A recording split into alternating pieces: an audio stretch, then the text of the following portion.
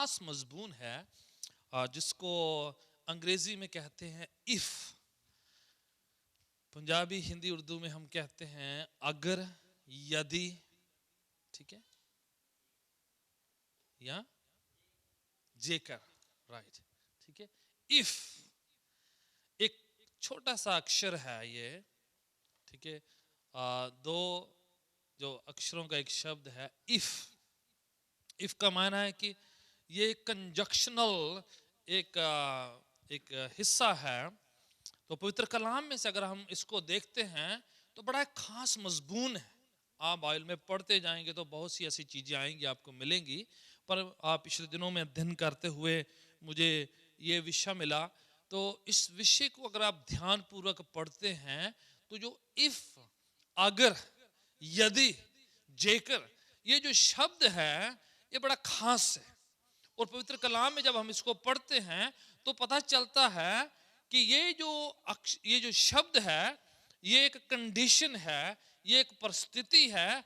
अगर हम उसको मीट करते हैं, अगर उसके मुताबिक चलते हैं, तो अगर जब भी हो तो इसका मतलब कुछ और होता है, ठीक है। अगर से शुरू नहीं होता है, वहां से शुरुआत होती है, पर एंड जो जाकर एक प्रॉमिस, वायदे के साथ होता है। पवित्र शास्त्र बाइबल में अगर आप देखेंगे शब्द जो हैं बहुत बार आया है, 1784 बार आया है, 1784 बार। तो आज हम पूरा 1784 बातें नहीं देखेंगे, ठीक है ना, कि इतने बार जो शब्द है। मैं चुनिंदा कुछ बातें आपके साथ शेयर करूंगा कि ये जो शब्द है अगर हम इसको ध्यान करके पढ़ें, इस पर तवज्जो दे, इसको देखें कि इसका क्या मायना बनता है। और पवित्र शास्त्र में जब हम इसे देखते हैं तो पता चलता है कि परमेश्वर बहुत से वायदे किए हुए हैं परमेश्वर ने, पर उन वायदों के सामने ये वर्ड लगा हुआ है, ठीक है। कुछ ऐसे वायदे हैं, कुछ ऐसे खुदावन के प्रॉमिसेस हैं, उनके सामने अगर लगा हुआ है। तो वो अगर की कंडीशन अगर हम पूरी नहीं करते, अगर हम उसको पूरा नहीं करते हैं, तो प्रभु अपना काम नहीं करेंगे, बाय द वे, ठीक है ना। तो ये परमेश्वर से बरकतें खरीदने का तरीका नहीं है, या अपने अच्छे कामों से खुदावन को खुश करने की कोशिश नहीं है। ये एक पोजीशन है, ये अपने आप को उस जगह पर लेके आना है जहां पर हमें बरकत मिल सकती है, जहां पर आशीष मिल सकती है। अगर आप पढ़ेंगे आयतों को तो तब जाके हमें ज्यादा अच्छा लगेगा। एक छोटा सा अक्षर है, ये छोटा सा शब्द है, ये छोटा सा अल्फाज है, ये अगर। ये छोटा सा ये जो बदल दिया जाए तो बहुत सी बरकत का हिस्सा हम बन सकते हैं। पवित्र शास्त्र वाले में मैं चाहूंगा कि आप साथ साथ मेरे पढ़ें और सीखें। पहला जो हम देखते हैं पवित्र शास्त्र बाइबल में, नीति, इसको कहते हैं निर्गमन। निर्गमन और उसका 19 अध्याय, उसकी 5वीं पंक्ति, उर्दू में खरूज कहते हैं, पंजाबी में कूच कहते हैं। खरूज जो बाइबल की दूसरी किताब है, दूसरी पुस्तक है, 19 अध्याय और उसकी 5वीं पंक्ति सामने ओवरहेड प्रोजेक्टर में आती है, पर आप अपनी बाइबल में देख सकते हैं। एक्सोडस, खरूज की किताब, कूच की किताब, निर्गमन की किताब जो बाइबल की दूसरी किताब मूसा के द्वारा लिखी गई, 19 अध्याय और उसकी 5वीं आयत, 5वीं पंक्ति में खुदावन जो है बात कर रहे हैं अपने पाक कलाम के द्वारा से। Now then if you will indeed obey my voice and keep my covenant. देखो हिस्सा आ गया, क्या है, अगर। अब अगर तुम वाकई में मेरी आवाज को सुनकर और मेरी वाचा को पूरा करते हो, उस पर अमल करते हो, उस पर पूरा उतरते हो, मेरे उस अहद पर, मेरे उस वायदे पर तुम पूरा उतरते हो, तब देन, देखे ना, कंजक्शन आ गया, वो कंडीशन आ गई है कि अगर हम करेंगे तब वो करेगा, ठीक है। कहने का मायना अगर हम नहीं करते हैं तो उसका नहीं बनता है। ये एक एग्रीमेंट है, ये कवनेंट है। कवनेंट में क्या होता है, कवनेंट का मतलब होता है एग्रीमेंट, ठीक है। टर्म्स एंड कंडीशन जब साइन होते हैं, आपकी लीज साइन हो तो वहां पर जो है आपके और दूसरी पार्टी के क्या होते हैं, सिग्नेचर होते हैं, साइन होते हैं। एक जना नहीं करता तो दूसरा भी नहीं उसको पूरा करने के लिए वो उसमें से बाहर निकल सकता है। ये उसी तरीके से खुदावन कहता है कवनेंट है, ये एक वाचा है, ये एक अहद है। खुदावन कहता है अगर तुम मेरी आवाज को सुनते और मेरी वाचा के मुताबिक, उसके वायदे के मुताबिक आप पूरा करते हो, तब तुम मेरी निज प्रजा होगे। सारी जमीन मेरी है, सारे लोग मेरे हैं, सारे मजहबों के लोग मेरे हैं, पर अगर तुम आवाज को सुनकर और मेरे वायदों को, मेरे आयतों को, मेरे हुक्मों को पूरा करते हो, तब जो है रिश्ता फर्क हो जाता है। समझ रहे हैं कि नहीं? सब लोग मेरे हैं, खुदावन कहता है, पूरी जमीन के लोग मेरे हैं, सब मजहबों के लोग मेरे हैं। इसमें खास ये हिंदू, मुसलमान, सिख, ईसाई की बात नहीं हो रही कि ये क्रिश्चियन लोग जो ज्यादा पसंदीदा हैं, ये ज्यादा थोड़ा है। नो, इसमें लिखा है कि सब लोग मेरे हैं, सब मजहबों के लोग, सब जमीन के लोग मेरे हैं।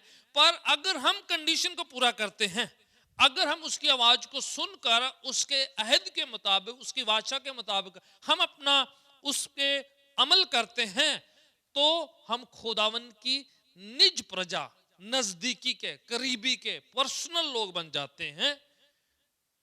समझे? खुदावन के साथ नजदीकी बनानी है, उसकी करीबी में आना है, उसके पर्सनल बनना है, उसके खास लोग बनना है। इवन पत्रस जाके इसी आयत को लिखते हैं, अपने निकाला नहीं, पत्रस में लिखा हुआ है, अब तुम खुदावन की चुनी हुई क्या कौम हो, याजकों की शाही मंडली, ठीक है, चुना हुआ वंश, उसकी निज प्रजा हो, ताकि उसकी महिमा का गुणगान करो। ये वो लोग हैं जिन्होंने खुदावन की आवाज को सुना और उस पर क्या किया है, अमल किया है। कुछ सुनने वाले होते हैं, कुछ गाने वाले होते हैं, और कुछ सोने वाले होते हैं, पर उनमें से कुछ लोग जो हैं सुनकर उसके मुताबिक क्या है, अमल करने वाले होते हैं। आमीन। खुदावन यीशु कहते हैं वो समझदार इंसान है, अक्लमंद है, जिसने मेरे पाक कलाम को सुना और उसके मुताबिक अपना घर बनाया है। वो नहीं गिरेगा, उस पर जितना मर्जी धक्का लगे, कुछ भी हो, वो बना रहेगा, बरकरार रहेगा। तो ये एक पहला बात है जहां पर हम देख रहे हैं, कितने हैं, मैंने कहा है कि 1784 हैं, तो पर उनमें से एक जो बात बड़ा बड़ा सिंपल सा है, मेरी आवाज सुनो और मेरे वचनों के मुताबिक अपनी जिंदगी चलाओ। सिर्फ सुनना नहीं है, आयतों को याद नहीं करना है, कंठस्थ कर लेना, जुबानी याद कर लेना, रट्टा लगा लेना, बार बार उसी को दोहराए रहने से खुदावन कहता है वो कुछ नहीं होता। नहीं तो हम लोग कई बार मसीह खानदान से आते हैं तो हमने बहुत सी आयतें क्या हैं, बाय हार्ट करी हुई, हमें आता है, हमें याद है कि अभी ये होगा, अभी ये होगा, पादी साहब ये बोलेंगे, हम ये बोलेंगे, ये इधर होगा, उधर वो होगा, ये यहाँ पर ये होगा। हमें क्या है, पूरा कल्चर क्या है पता होता है, हमें ये पता होता है आमीन कब कहना है और बैठ जा कब हो जाए, खड़ा हो जा कब, ये सारा पता होता है। पर खुदा उनका कहता है उससे doesn't make difference at all. अगर तुम आवाज को सुनते और उसके मुताबिक चलते हो, तब तुम मेरे क्या है, खास लोग, निजी लोग। आपको पता है एक होते हैं पब्लिक, एक होते हैं प्राइवेट। ये है निजी, पर्सनल, खास, चुने हुए, अलग किए हुए, कि आप जब कभी बुला सकते हैं, आप फैमिली को कभी भी फोन कर सकते हैं, है ना। पर बाहर का आपको आधी रात फोन करे तो आपको अच्छा नहीं लगता है ना, 2-3 बजे आपको कोई जगा दे, फोन करे। पर अगर आपका बच्चा, अगर आपका फैमिली का खास कोई आपको फोन करता है, तो आप जो है आधी रात को भी 2-3-4 बजे जब भी फोन करे, तो आप क्या है, फोन पर आईडी देखते हैं कि ये कौन है, आपका खास। तो आप चाहे कितनी भी नींद में हो, कितना भी आप गहराई में क्यों ना सो रहे हो, आपको लगता है कि फोन क्या करना चाहिए, उठा लेना चाहिए। तो खुदावन कहता है अगर तुम वो निज हो जाते हो, खास हो जाते हो, पर्सनल हो जाते हो, तब तुम जब मर्जी कॉल कर सकते हो, मैं आपका फोन उठा लूंगा। वुड यू से आमेन? फिर मेरा फोन बिजी नहीं रहेगा। बाकी सब लोग भी दुआएं करते हैं, पर फर्क ये है, कईयों की दुआएं सुनी जाती, कईयों की नहीं सुनी जाती। सुनने की ये कंडीशन है कि उसकी बातों को सुनना और उसके मुताबिक चलना। दूसरा हिस्सा पढ़े जरा, आगे कंटिन्यू चलो, आगे चलते हैं। नंबर 2 में ये दूसरा है। नंबर 2, दूसरी आयत, मैंने कहा कितनी नियम पढ़ेंगे, उनमें से कुछ हैं। सेकंड इफ, दूसरा अगर, ये लिखा है अगर मेरे लोग, किनकी बात हो रही है, जो खुदा उनको ऑलरेडी हो गए हैं। ये बाहर वालों की बात नहीं है, ये किनकी बात हो रही है, जो खुदावन के लोग कहलाते हैं, जो ऑलरेडी खुदावन को कबूल किए हुए हैं, उस पर ईमान रखने वाले लोग हैं, जो उस पर यकीन करते हैं, जिन्होंने यीशु को अपना निजात जिंदा करके, मुक्तिदाता करके ग्रहण किया, कबूल किया हुआ है, उसके कहलाते हैं ये। If my people who are called by my name, जो मेरे नाम से कहलाए जाते हैं, वो अपने आप को क्या करें, हम्बल करें, नम्र करें, हलीम करें, कई बार हम उसके लोग होते हैं पर उसके जैसे हलीम नहीं होते। तो खुदावन ने कंडीशन बनाई है। देखें खुदावन कह रहा है कि मेरे लोग अगर जो मेरे नाम से कहलाते हैं अपने आप को क्या करें, हम्बल करें, नम्र करें। ठीक है, याकूब के खत में लिखा है खुदावन जो घमंडियों का सामना करता है दीनों से वो अनुग्रह करता है। तो खुदावन को घमंड पसंद नहीं है, क्योंकि सबसे पहला घमंड किसको आया था, शैतान को। तो आकड़ खांजरे लोग ने वो खुदावन को अच्छे नहीं लगते। जो बड़े मगरूर, बड़े जो हैं स्टिफ नेक्ड लोग हैं, खुदावन को अच्छे नहीं लगते हैं। खुदावन को जो नम्र है, हलीम है, हम्बल, अगर मेरे लोग जो मेरे नाम से कहलाते हैं अपने आप को करें, नम्र करें, और सिर्फ नरमाई से काम नहीं चलेगा। दूसरा हिस्सा क्या कहता है, दुआ करें। हेलो, क्या करें, है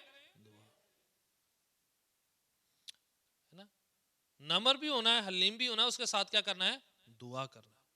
मेरे लोग दुआ करें। And then seek my face, मेरे चेहरे को क्या करे, ताकते दे। ठीक है, मेरे चेहरे की ओर देखना चाहते वो मेरे दर्शन के जो क्या बने, खोजी बन जाएं। कई लोग खुदावन के हाथों को देखते हैं, सिर्फ खुदा के चेहरों को नहीं देखते। ठीक है ना, खुदा के हाथ को क्यों देखते हैं, है ना। मुझे याद, हम छोटे थे तो जब पेरेंट्स, डैड खास तौर पर बाहर से आते हैं, सुबह से काम करके शाम को आते हैं, तो हम देखते हैं कि जब वो वापस घर आते हैं तो उनके हाथ में हमें देने के लिए क्या है, क्या वो कैंडी लाए हैं, क्या वो चॉकलेट लाए हैं। तो हम पहले क्या करना है, उनके हाथ को देखना है कि उनके हाथ में क्या है। जितना हाथ में है उसी हिसाब से फिर रिलेशन होता है ना। अगर बड़ा गिफ्ट लेके आए तो फिर अच्छे से मिलना है, तो उसी से प्यार मोहब्बत है। और खुदावन कहता है कभी कभार हम भी उसके साथ उसके चेहरे को नहीं देखते, उसके क्या देखते, उसके हाथों को देखते रहते हैं। भी खुदावन की दोगे सन मिनू की मिलेगा, खुदावन क्या है मेरे लिए, बरकत कहाँ है। खुदावन कहता है नहीं, कंडीशन क्या है, पहले क्या करो, मेरे चेहरे को देखो, मेरी ओर निहारो, मेरी ओर ताको, मेरे साथ रिश्ता करो, मेरे हाथों के साथ नहीं। तो फिर क्या है, देन उसमें लिखा है अपने बुरे कामों से मन फिराएं। हम सोचते बुरे काम कौन करते हैं, बाहर वाले, है ना। खुदावन कहता है उनकी बात हो रही है जो खुदावन पर यकीन, ईमान, खुदावन पर भरोसा रखने वाले लोग भी बुरे कामों में रह जाते हैं, फंस जाते हैं, और उसी में कई बार बने रहते हैं। उसी में वो अपना दुआ प्रार्थना करते रहते हैं, बुराई में रहकर। बुराई से बाहर नहीं निकलना है, पर बुराई में रहकर क्या करना है, दुआ करते रहना। वो नहीं, खुदावन कहता उससे मुड़े तब मैं जाके, लिखा है ना, देन अगेन, फिर कंडीशन होगी, तब मैं स्वर्ग से सुनूंगा, then I will hear from heaven. ये देखें, देन, तब जाके सुनूंगा, उससे पहले आप बोलते रहेंगे मैं नहीं सुनूंगा, जितनी मर्जी लंबी दुआ करो। खुदावन कहता है I am not going to care about it, you know. ये शायद 59 में लिखा है खुदावन का हाथ छोटा नहीं है हम तक पहुंच सके, उसके कान बहरे नहीं है हमारी सुन सके। हमारे और उसके बीच में हमारी अधर्मिकता, हमारी नापकाइजगी की, हमारी बुराइयों की दीवार बन चुकी है, जिसकी वजह से उसका हाथ हम तक पहुंच नहीं सकता और हमारी दुआ उस तक पहुंच नहीं सकती। खुदावन कहता है मैं नहीं छोटा, ना मेरे हाथ छोटे, ना मेरे कान बहरे हैं। हमारे और तेरे बीच में क्या होगी, एक दीवार होगी, है बंटवारा है। एंड दीवार किसकी है, हमारी अपनी बुराइयों की, गलत कामों की, गलत फहमियों की, गलत तालीम की, गलत शिक्षाओं की, खुदावन को अच्छी तरीके से ना समझना, खुदावन पर ध्यान नहीं देना, उसके हाथ की ओर देखना, उसके चेहरे की ओर ना देखना। खुदावन कहता है जब तुम ये करोगे, अपने आप को नम्र करोगे और क्या करोगे, अपने बुरे कामों से मुड़ोगे और मेरे चेहरे के खोजी बन जाओगे, फिर मैं सुनूंगा, फिर मैं तुम्हारी आवाज भी सुनूंगा, तेरी दुआ भी सुनूंगा और मैं तेरे गुनाहों को माफ कर दूंगा। फिर हमें भुगतान करने की जरूरत नहीं कि कितने के बुरे काम हमने किए हैं। खुदावन कहता है तब मैं माफ करूंगा, हम नम्र होकर, and then I will heal the land, मैं तुम्हारे देश को, तुम्हारे मुल्क को, तुम्हारे फैमिली को, तुम्हारे खानदान को क्या कर दूंगा? बहाल कर दूंगा। पंजाबी हिंदी में लिखा है कि रेस्टोर कर दूंगा, बहाल कर दूंगा, मैं चंगा कर दूंगा, शिफा बख्श दूंगा। वुड यू से आमेन? अपना ही नहीं लिखा है, तुम्हारा मुल्क, तुम्हारा देश, तुम्हारा चार चफेरा जहां पर तुम रहते हो, उन सब पर बरकत होगी। किन की वजह से? खुदावन के लोगों की वजह से। My people he says. शिफा की वजह बन सकते हैं खुदावन के अपने लोग। तो लिखा है अगर मेरे लोग, फिर से अगर वर्ड है, अगर खुदावन के लोग जो उसके नाम के कहलाते हैं, तो हम पर बहुत बड़ा एक जिम्मेदारी है। जो कलीसियाई लोग हैं, जो संगत करने वाले लोग हैं, जो खुदावन पर यकीन ईमान रखने वाले लोग हैं, उन पर बड़ा एक क्या है? जिम्मेदारी है। वो हम्बल नहीं होंगे तो खुदावन देश को, मुल्क को बहाल नहीं कर सकता है, रेस्टोर नहीं कर सकता है, स्थापित नहीं कर सकता है, परिवार पर शिफा नहीं ला सकता है। खुदावन कहता है मैं फिर सुनूंगा, फिर मैं माफ करूंगा और क्या? चंगा करूंगा। तीसरा इफ पढ़ते हैं, देखते हैं आगे। ये रोमियो का खत 8वां अध्याय और उसकी 31 आयत में लिखा हुआ है। ठीक है, कभी कभार हम खुदावन को बड़े वायदे याद कराते हैं, क्योंकि हम मसीह खानदान से होते हैं, तो हमें काफी आयतें याद आती है ना, हमने सीख जाती है। खुदावन तू क्या मंगो दिता जाए, खड़खड़ाओ खोले जाएगा, ढूंढोगे पाओगे।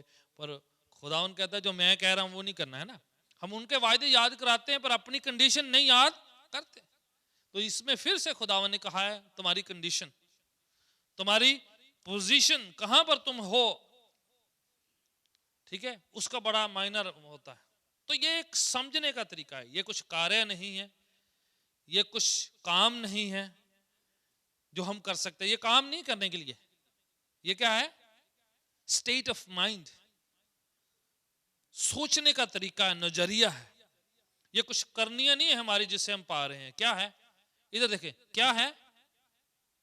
State of mind.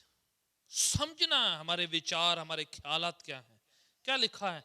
If God is with us, अगर खुदावन हमारे लिए है, हमारे साथ है, तो हमारे खिलाफ कौन हो सकता है? ये हमारा खुद का समझने का है कि हमें समझने के लिए खुदावन ने कहा है कि समझो, अगर मैं तुम्हारे साथ हूं, अगर मैं आपकी तरफ हूं, if I am with you, for you, then no one can be against you.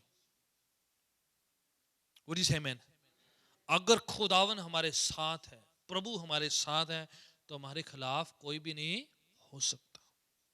ये अपना पर्सनल है, जितना आप समझते हैं उस बात को, how much you understand, how much you, ठीक है, कितना का आप उस बात पर बिलीव करते हैं कि आप जब चल फिर रहे हैं, आप जब रास्ते में जा रहे हैं, आप जब काम पर जा रहे हैं, कितना आप समझ रहे हैं कि खुदावन आपके साथ है, आपकी तरफ है, तो कोई शैतान हमें कुछ नहीं कर सकता है। ये रोमियो का खत जो 8वां बाप है ना, अगर आप पढ़ें तो उसमें इस तरह से शुरू हुआ है, जितने मसीह में हैं अब उन पर दंड या सजा का हुक्म नहीं है। एक बहन पिछले दिनों में हमारे बीच में आई थी, वो गा रही थी कि हमें खुदा की मोहब्बत से कौन अलग कर सकता है? ना गहराई, ना ऊंचाई, ना गरीबी, ना अमीरी, ना इस दुनिया की परिस्थितियां, ना फरिश्ते, ना कोई भी शय इस दुनिया की हमें खुदा की मोहब्बत से अलग नहीं कर सकती। 8वां चैप्टर यही है। वो कहता है, वो कहता है अगर खुदा हमारे साथ है, अगर प्रभु हमारी तरफ है, तो कोई भी दुनिया की ताकत या कोई भी शक्ति हमारे खिलाफ नहीं हो सकती। आपने इस बात को कहते हैं पल्लू में वो गांठ बांध लेनी है कि अगर खुदावंद हमारे क्या है? साथ है, हमारी तरफ है। वो कोई बिल्ली आपका रास्ता काट जाए, बिल्ली बिल्ला जो मर्जी काट जाए जी, समझे कि नहीं? कोई भी काट जाए क्यों ना, कोई कुछ भी क्यों ना कर दे, अगर आपका स्टेट ऑफ माइंड ये कहता है, अगर आपका यकीन, आपका भरोसा ये कहता है कि मैं एक दायरे में हूं जहां पर शैतान की ताकत मेरे पास नहीं आ सकती, मैं एक घेरे में हूं और उस घेरे में खुदावन कहता है कि मैंने तुम्हें चारों तरफ से घेर रखा है, पाकलाम ज़बूर 91 में कहता है, मैंने चारों तरफ पाक फरिश्तों की, स्वर्गदूतों की क्या लगा रखी है? बाड़ लगा रखी है। एक हेज जो प्रोटेक्शन है। आपको पता है अय्यूब पर शैतान जो है आकर कुछ करने वाला था, तो अय्यूब जो हाँ धन्य, धर्मी, रास्तबाज, तो खुदावन के पास शैतान कहता है, तू उसके चारों तरफ क्या रखा है? एक दीवार है जो प्रोटेक्शन है, इसलिए वो नहीं कुछ कर सकता।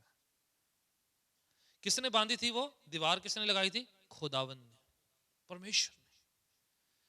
शैतान कहता है वो इसलिए खुश है, इसलिए वो ठीक ठाक है, इसलिए उसका कुछ नहीं हो सकता, क्योंकि तूने उनके चारों तरफ क्या लगा रखी है? हेज ऑफ प्रोटेक्शन, सुरक्षा की, हिफाजत की क्या लगा रखी है? बाड़ लगा रखी है। हमें नहीं दिखाई देती, शैतानी ताकतों को दिखाई देती कि आप फर्क लोग हैं, आप खास लोग हैं, निजी लोग हैं, खुदा उनकी निज प्रजा हैं। आपके चारों तरफ एक फरिश्तों का क्या लगा रखा है? बाड़ा लगा रखा है। आपको नहीं पता खुदा ने आपको संतरी दे रखे हैं, गनमैन दे रखे हैं, वुड यू से मैन? फरिश्तों की चारों तरफ आपके एक फौज लगा रखी है। पाकलाम में खुदावन के नामों में से एक नाम है कि वो लश्करों का खुदा है, सेना का यहोवा है। ऐसा खुदा जिसके पास एक सेना, एक लश्कर है, जो अपने लोगों के चारों तरफ तैनात करके रखता है, घेराव बना के रखता है। तो आप चलते फिरते समझो कि घेरा सा लेकर घूमते हैं, आप एक एटमॉस्फेयर को लेकर घूमते हैं। आपके चारों तरफ खुदा ने एक घेरा लगा रखा है। इस चैप्टर में लिखा हुआ है कोई भी चीज, कोई भी वस्तु, कोई भी कुछ भी आपको खुदा उनकी मोहब्बत से अलग नहीं कर सकता है। यहां तक इसमें लिखा है मौत भी हमें खुदा की मोहब्बत से अलग नहीं कर सकती, शैतान भी हमें खुदा की मोहब्बत से अलग नहीं कर सकता। उसमें ये निचोड़ है, ये आयत जो है उसका निचोड़ है कि अगर खुदावन हमारे तरफ है, if God is for us, तो who can be against? No one, कोई भी आपके खिलाफ नहीं हो सकता, क्योंकि अगर खुदावन आपके संग है, प्रभु परमेश्वर आपके साथ है, ये आपने बना के रखना है। आपने चलते फिरते सोचना है, आपने स्टेट ऑफ माइंड बना के रखना है कि कोई भी ताकत इस दुनिया की जो है आपको खुदावन की मोहब्बत से अलग नहीं कर सकती। खुदावन आपके साथ है, प्रभु आपके साथ है। आप चल फिर रहे हैं, आपके साथ कोई बुरा करता है या बुरा चाहता है, आपकी तरफ कुछ भी करता है, कुछ भी छोड़ता है, या आपके खिलाफ कुछ भी करने की कोशिश क्यों नहीं करता है, आपने ये सोचना है कि खुदावन का हाथ आपकी तरफ बना रहता है। आपने आज गाया है ज़बूरों में से एक हिस्सा कि हमारा खुदावन कभी सोता नहीं। ज़बूर 21 का हिस्सा है। खुदावन कहता है कि इस्राएल का रक्षक ना कभी सोता है ना कभी ऊँघता है, वो तेरे पांव को कभी फिसलने नहीं देगा। हमें नींद आ जाती, हम सो जाते हैं, पर खुदावन हमेशा जागता रहता है। उसने हमारे सुरक्षा के लिए इंतजाम किए हुए हैं, हमारी शिफा के लिए इंतजाम किए हुए हैं, हमारी हिफाजत के लिए उसने लगा रखे है अपनी फौज को। तो क्या कहता है? If God is with us know man can be against. इसका आगे इसी का चौथा हिस्सा पढ़ते हैं, इसी चैप्टर का ये भी हिस्सा है। चौथा इफ, अगर, ये चौथा है। If the spirit of him who raised Jesus from the dead dwells in you, अगर उसकी रूह जिसने यीशु को मुर्दों में से जिंदा किया है वो आप में बसता है, अगर पवित्र आत्मा जो खुदावन का रूह है, उसकी आत्मा है, अगर वो आप में बसता है, जिसने यीशु को मुर्दों में से जिंदा किया है, वो रूह हम में रहता है, तो ठीक है, he who raised Christ from the dead will also give your mortal body through the spirit, जो आपके अंदर, जो आपके शरीर, जो उसको हिंदी में पढ़ते, मैं चाहता हूँ करे हिंदी उर्दू में पढ़ते जरा, 8 की 11 जरा।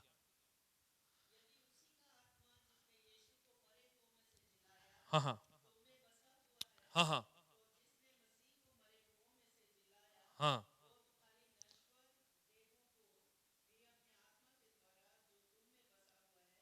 जिलाएगा। वो रूह जो जिसने यीशु को मुर्दों में से जिंदा किया, वो रूह अगर हम में बसता है तो हमारे मरणहार नाशवानी शरीर में, फानी शरीर में अगर वो रहता है, रूह हमारे उसमें, तो हमारे शरीर को क्या करेगा? वो जिंदा करेगा, शिफा बख्शेगा, रेस्टोर करेगा, क्विकन करेगा। ये देखो एक्चुअली उसका मायना ये है कि वो रूह जो खुदावन को अगर मुर्दों में से जिंदा कर सकता है तो बीमारों को क्यों नहीं ठीक कर सकता है? अगर वो क्या कर सकता है, मुर्दा शरीर को ठीक कर सकता है, मुर्दा शरीर में जान डाल सकता है, तो वो मरणहार शरीर को, इस फानी शरीर को, इस जो है कमजोर शरीर को क्या कर सकता है? वो ठीक कर सकता है। वुड यू से मैन? अगर वो इतना बेकार हो जाए कि वो मुर्दा हो जाए, उसको जिंदा कर सकता है, तो वो हमें भी ठीक कर सकता है। तो ये आपने, ये आपका इफ मोमेंट है, ये आपका वो अगर पोजीशन है कि अगर खुदा का रूह हम में बसता है, खुदा का वो रूह जो मुर्दों को जिंदा कर सकता है वो हम में है, तो हमारे मरणहार शरीर शिफा पा सकते हैं, क्विकन हो सकते हैं, आजाद हो सकते हैं। आगे पढ़ते हैं और आगे चलते हैं। पांचवा इफ, ये देखो ये बड़ा पावरफुल है। पांचवा इफ, नंबर 5 इफ, ये Matthew's gospel chapter 9 verse 21, gospel according to Matthew chapter 9 verse 21, 9 की 21 आयत, मत्ती रची सुसमाचार, मत्ती की अंजील 9 और उसकी 21 आयत जो हैं वो पांचवा अगर, पांचवा इफ वो हवाला है जो हम पढ़ते हैं। तो ये एक बहन का ऐलान है, एक बहन जो है जिसको 12 वर्ष से लहू बहने की बीमारी थी, तो वो बहन का ऐलान है, अगर मैं यीशु के पोशाक को, उसके लिबास की किनारी को छू लूंगी तो मैं क्या हो जाऊंगी? चंगी हो जाऊंगी। ये उसका ऐलान था। अगर सिर्फ उसके पोशाक की किनारी को छूना है मुझे, उसके वस्त्र को, उसके लिबास के सिर्फ कोने को मुझे छूना है, तो मैं क्या हो जाऊंगी? चंगी हो जाऊंगी। ये उसका वो फेथ है, उसका ईमान है, उसका यकीन है कि मुझे ज्यादा दुआ भी कराने की जरूरत नहीं है, मुझे ज्यादा कुछ भी करने की जरूरत नहीं। मेरा ईमान है कि अगर सिर्फ किनारी को मैं छूंगी तो मैं क्या हो जाऊंगी? चंगी हो जाऊंगी।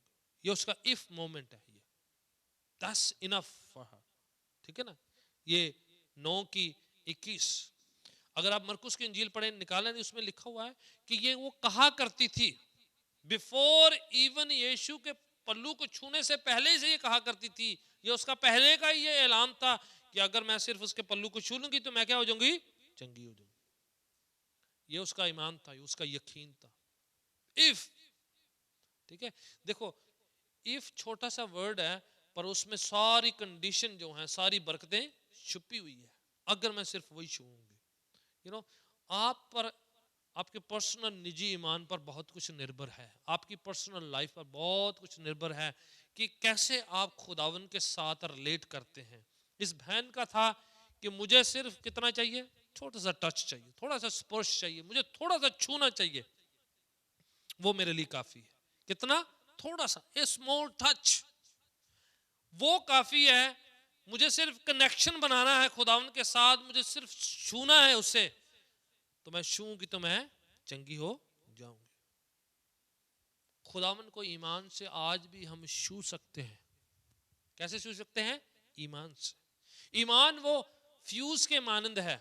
हमारी निष्ठा, हमारा विश्वास वो एक छोटे फ्यूज के मानंद है। आप फ्यूज लगता है तो पूरी इलेक्ट्रिसिटी क्या हो जाती है? पास हो जाती है। इस घटना में भी जब औरत ठीक हो गई तो यीशु कहने लगे मेरे अंदर से क्या गई है? पावर निकली है। तो उसके शिगिर्द कहते हैं आप कहां से हम ढूंढे, किसने आपको छुआ है? वो कह रहे थे मुझे किसी ने छुआ, कौन है वो? तो शिगिर्द कह रहे इतनी भीड़ है, इतना यहाँ पर शोरगुल है, इतना लोग आप पर गिर रहे हैं, हमें क्या पता किस किसने छुआ, हम कैसे बताएं? बोले नहीं, ऐसे छूने वाले नहीं, मुझे उस शख्स को चाहिए जिसने क्या किया है? ईमान और निष्ठा से मुझे छुआ है, क्योंकि मेरे अंदर से सामर्थ कुवत निकली है। किसी ने वो उस निष्ठा के साथ छुआ है मुझे। खुदावन उसको ठीक नहीं कर रहे थे, ना उनके लिए दुआ कर रहे थे, उसने खुदावन से अपनी शिफा, अपनी चंगाई क्या कर ली है? छीन ली है। ठीक है, उसको मिली नहीं है, उसने क्या करी है? छीन ली है। जबरदस्ती।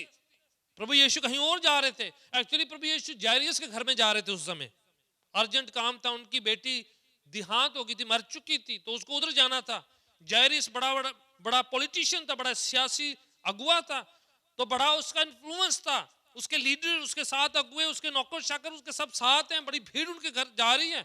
पर बीच रास्ते उस बहन का जो नामो निशानी, जो किसी चर्च में नहीं जाती, जो उसको कुछ नहीं आता, उसने कहा मुझे तो क्या चाहिए, छोटा सा स्पर्श चाहिए, छोटा सा छूना चाहिए, वो मेरे लिए काफी है। वुड यू से आमेन? मुझे बस थोड़ा सा छूना है। कई बार बहनें सोचती हैं हम कमजोर हैं, हम कुछ नहीं कर सकती। यू नो, जायरिस जैसे बड़े इन्फ्लुएंशियल लोग जो हैं ज्यादा काम करवा सकते हैं, उनका बड़ा तो इन्फ्लुएंस बहुत है, उनकी पहुंच बहुत है, उनकी जान पहचान बहुत है। खुदावन के सामने जान पहचान नहीं चलती। क्या चलता है? सिर्फ ईमान चलता है। उस बहन ने क्या कहा, मेरे को क्या करना है, थोड़ा छूना। We have fellowship with one another, हमारा एक दूसरे के साथ क्या है, संगति है, सहभागिता है, एक दूसरे के साथ हमारा मिलना है। अगर ठीक है, and the blood of Jesus Christ his son cleanses from all sins, तब प्रभु यीशु का लहू हमें सब गुनाहों गलतियों से क्या कर देगा, पाक साफ शुद्ध कर देगा। हमें ये नहीं सोचते रहना मैंने वो किया है, मैंने वो किया है, मुझसे ये नहीं हुआ, मुझसे वो नहीं हुआ, मेरे को तो वो नहीं आता, मुझको ये नहीं आता, मैं तो हम तो नया है, मुझे तो ये सीखना नहीं है, मैं तो पढ़ नहीं सकती, मैं तो इतनी बाइबल नहीं पढ़ी। खुदा ने कहता वो नहीं, सब तेरे को चाहिए। क्या है?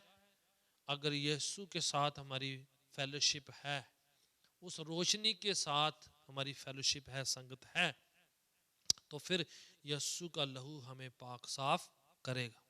वुड यू से आमेन? इसमें आपको कुछ नहीं चाहिए।